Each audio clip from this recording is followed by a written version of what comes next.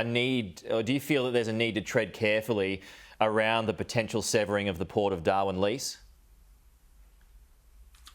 Look, everything that the government has been done according to our national interest, according to our sovereignty, in a very country agnostic way. We'll take the advice on the Port of Darwin, and we'll obviously consider that advice, and we'll take a decision which is in our national interest. That's the way that we've done things, and that's the way we'll continue to do things. Okay, and just finally, Minister, do you share the Finance Minister's claim that international travel won't resume in any significant way until deep into next year? Well, it's obviously, this is one of these crystal ball things that it's very hard to determine. I mean, my hope is, especially with my tourism hat on, that we've seen that we've been able to set up a tourism bubble with New Zealand, that hopefully we will be able to extend some bubbles down the track. But it's going to very much depend on how we're able to deal with the global pandemic.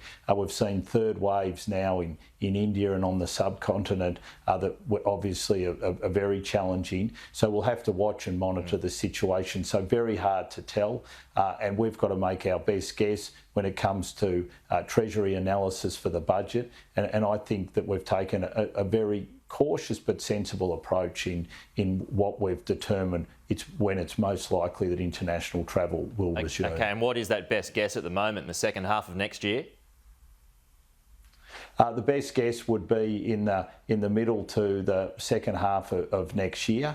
But as we've seen throughout this pandemic, things can change. So the hope would be that we might be able to see a few more bubbles set up, and we'll be able to see more travel being undertaken. But we're in a pandemic, so best guesses, Peter, at this stage. Yeah, I mean, that's going to be a huge blow to confidence if that's the case for tourism and airlines as well.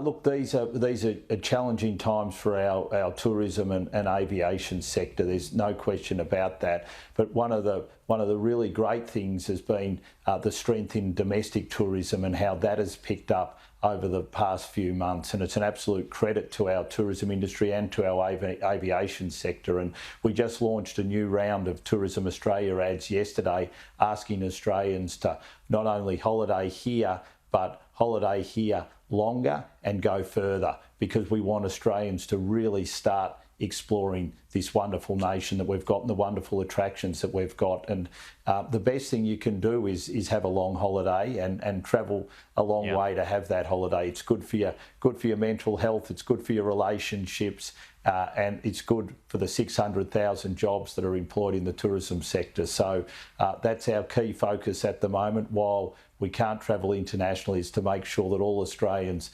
have the benefit of a holiday this year and help our 600,000 people who are employed in the tourism industry.